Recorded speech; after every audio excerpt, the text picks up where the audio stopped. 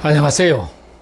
앞 시간에 강의하다가 도중에 중단을 하고 지금 이어서 말씀을 드리도록 그렇게 하겠습니다. 어찌된 것인지 계속 하면서 보니까 시간이 자꾸 더 짧아지는 것 같아서 기술이 없는 사람이라 좀 그런 부분이 아쉽고 안타깝습니다. 두 번째 시간,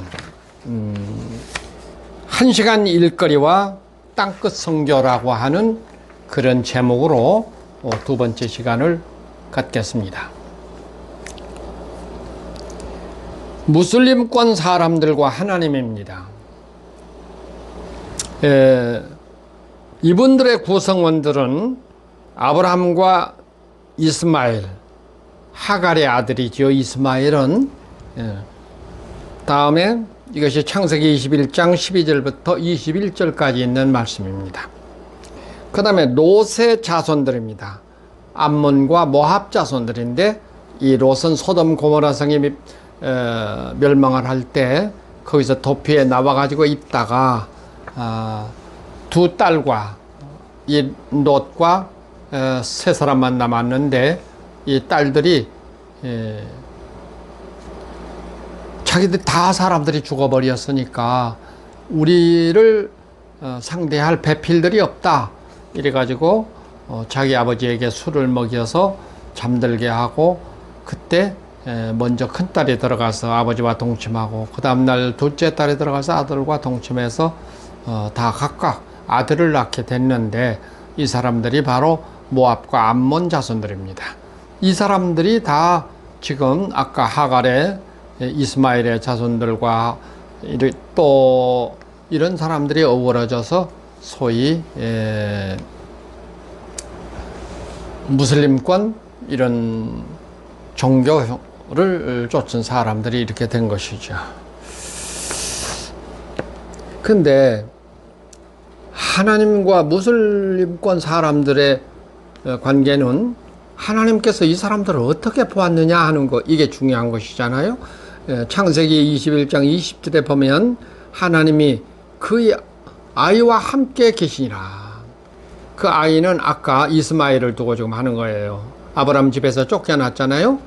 쫓겨나가지고 들에 가다가 물이 다 떨어져서 정말로 참 마실 물이 없으니까 아이가 울고 슬피 울고 있을 때 천사가 나타나서 그걸 제시해 주었어요. 저 한 우물 새로운 그 화살 한바탕 쏠 만한 거리에 우물이 있는 것을 발견하게 해 주어서 거기서 살게 됐는데 이런 과정 가운데서 하나님이 그랬어요.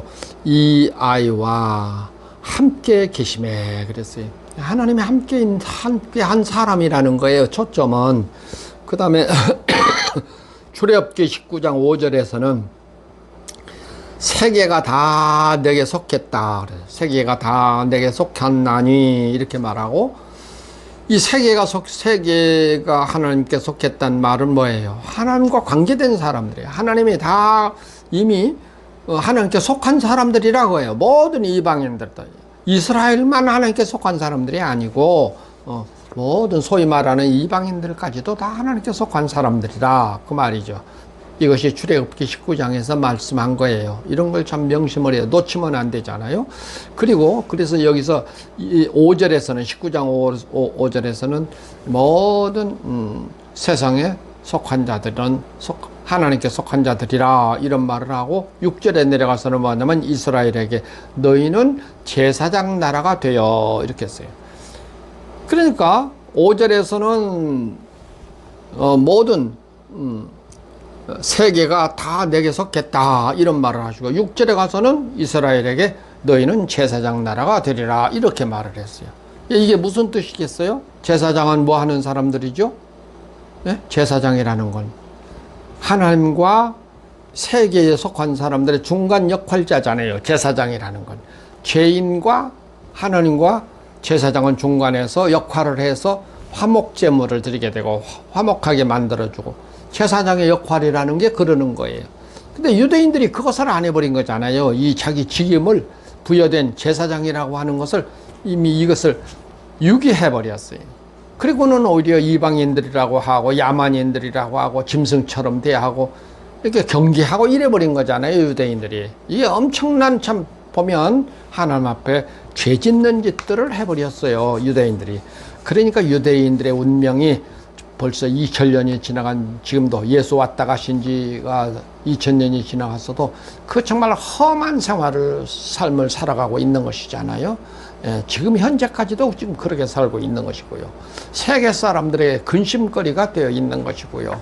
세계 사람들에게 미움받는 족속들이 되어 있는데, 히틀러, 2차 대전 때 히틀러는 뭐라 그랬어요? 이 사람들을 씨를 말려버리려고 그랬어요, 정책 자체가.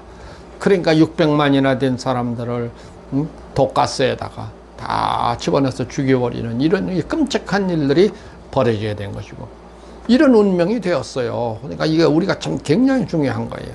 지금 현재는 누구예요? 유대인들을 대신해서 지금은 크리스찬들이잖아요. 크리스찬들이 지금 이 이슬람권 사람들을 그렇게 만약에 대여한다면, 그런다면은 우리도 유대인과 똑같은 운명이 될 수 있다는 거예요. 이거 참날 정신 차려야 돼요.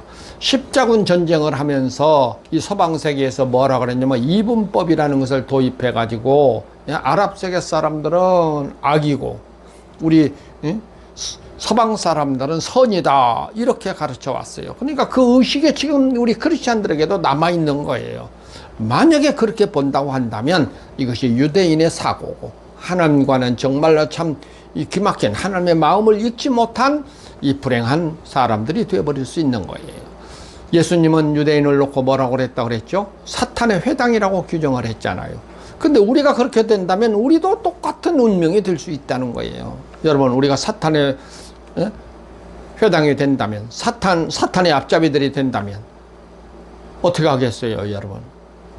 그런데 성경은 그렇게 제시해 놨다니까요. 그런 거로 지금 우리는 21세기를 맞으면서 이거 참 정신을 차려야 합니다. 다음에 6번째는 제3의 세계와 로마 교회입니다. 제3의 세계라는 것은 예수님이 그런 말씀하셨죠. 요한복음 18장에서 내 나라는 이 세상에 속한 나라가 아니다 그랬어요. 그러면 이 세상에 속한 나라가 아니면 뭐냔 말이에요. 그렇다고 해서 예수님이 뭐라고 했어요? 예루살렘 성전을 헐어버려라. 그건 무슨 뜻이에요? 예루살렘 성전은 뭐였죠? 유대인들이 거기 가서 종교 행위를 가졌어요. 왜? 그때 당시 유대인들은 죄 아래 있었을 때니까, 구약시대는. 그러니까 죄 아래 있어서, 그래서 그 제사장들에게 중간 역할을 하게 해서 제물을 드리고 제사를 드렸던 시설이에요, 예루살렘 성전이. 그래서 이것을 종교시설이라 그래요.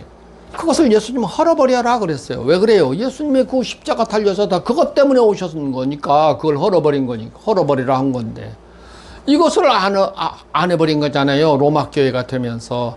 우리는 성전 지차 해가지고 뭘 만들어 놨어요? 기독교라고 하는 종교를 만들어 버렸다고요. 이거 심각한 거예요. 우리 여러분 뼈 아프게 이거 정말 참 인식을 해야 됩니다. 예? 예수가 십자가 져서 그걸 헐어버리라.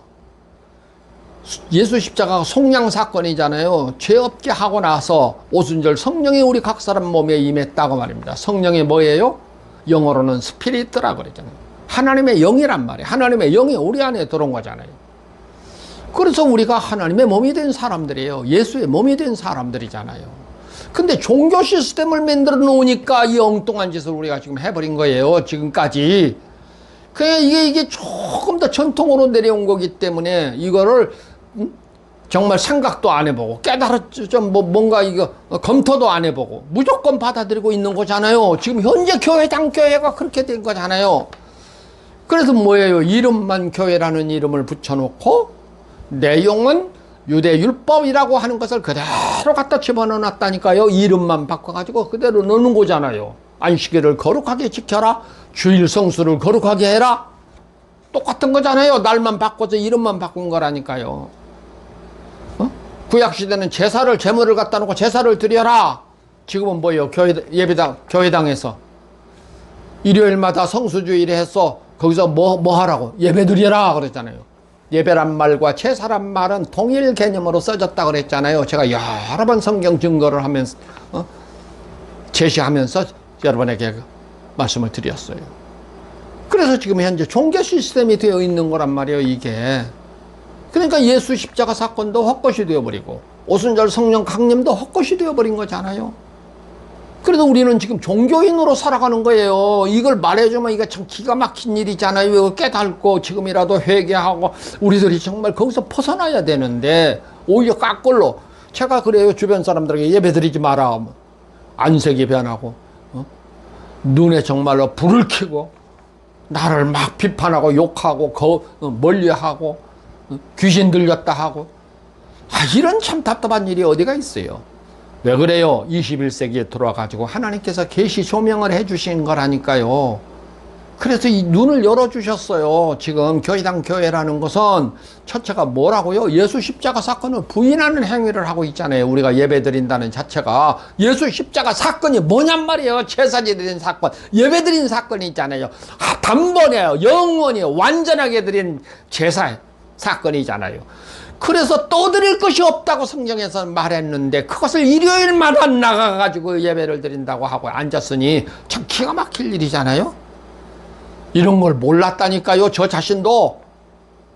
근데 21세기에 들어오면서 하나님의 계시 조명을 통해서 눈을 뜨게 하신 거라니까요. 왜 이거를 안 믿어요? 여러분이 성경을 놓고 검토를 해보란 말이에요. 이 말 이거 믿어지지 않으면 전통 따라서 그 짓만 하지 말고 성경하고 대조해서 검토를 해보라고 말입니다. 생각해 보세요. 예수가 왜 십자가 달렸냔 말이에요. 왜 오순절 성령이 우리 몸에 임했냐고요. 이런 것을 다 헛것으로 만들어버리는 이것이 지금 현재 교회당 교회가 한 짓이에요. 죄 짓는 짓이라니까요. 또 더군다나 심각한 것은 뭐예요? 네? 예배를 드리면 누구한테 예배 드리죠? 하나님께 예배를 드리는 거잖아요. 그러면 예배 드리는 우리는 여기 있고 하나님은 저기 계시고, 그래서 예수의 몸이 안 된다니까요. 예수의 몸이 오순절 성령이 우리 몸에 와서 우리 몸이 하나님의 몸이 된 건데 이걸 부정해 버리는 것이잖아요. 그러면 예수의 몸이 안 되는데 우리가 어떻게 구원을 받아요? 어떻게 새 하늘과 새 땅에 가요? 이런 참 답답한 일이 어디가 있어요. 여러분 이제라도 정신 차리고, 예? 이 말씀을 깊이 생각하고, 그걸 그래도 못 믿겠으면 성경을 놓고 여러분이 검토하시라니까요. 왜 예수님의 말씀은 안 따라요? 예루살렘 성전을 헐어라. 그런 거 따라야 했잖아요. 그런데 이 로마 교회가 되면서 우리는 성전 지체한 거잖아요. 그것이 전통이 되어가지고 지금 교회당 교회들을 하고 있는 거잖아요.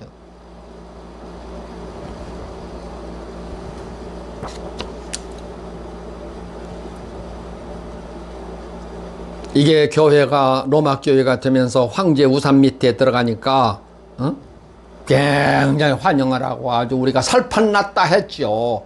그런데 이게 사실은 죽음의 자리로 기어들어갔다는 사실을 아셔야 됩니다. 왜 그래요? 지금 핵심적인 거 그거라니까요. 포도원 품꾼이 1시간 일하고 마쳤다.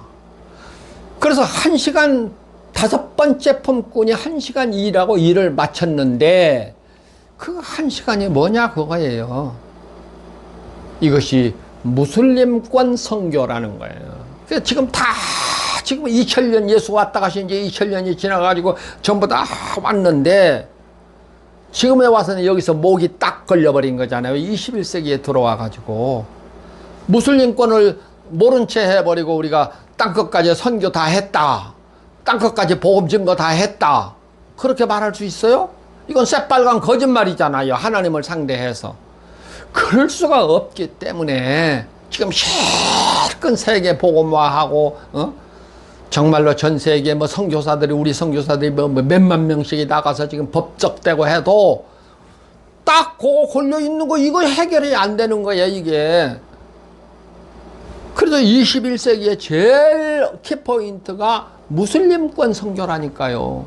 근데 이대로는 지금 우리가 못 하는 거잖아요. 못 들어가는 거잖아요. 왜 그래요?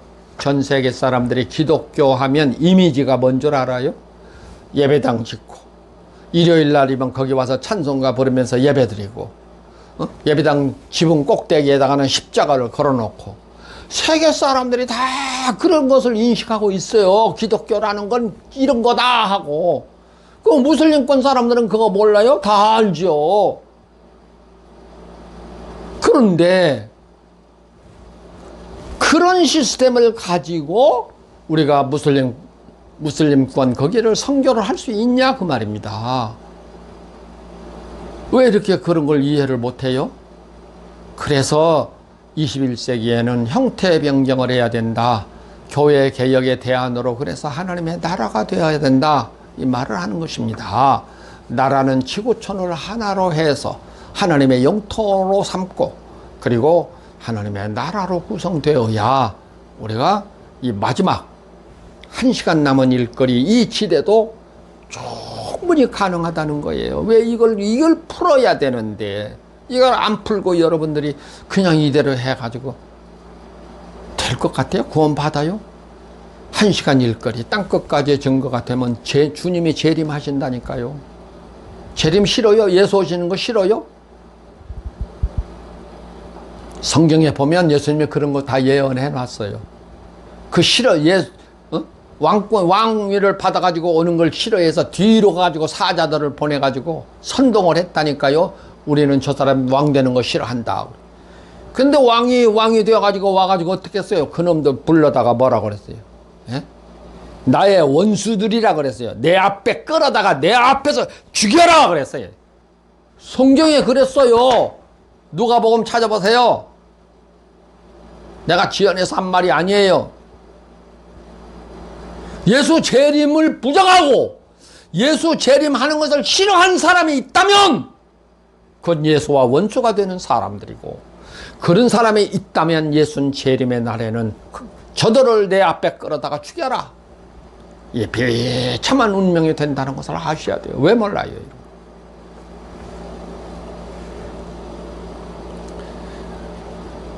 교회가 중세시대는 뭐예요? 십자군 전쟁의 앞제비가 되었잖아요. 앞제비. 그래서 십자군 전쟁이라고 그러고 이것을 갖다 성전이라고 그러고 거룩한 전쟁이라 이런 말을 썼잖아요.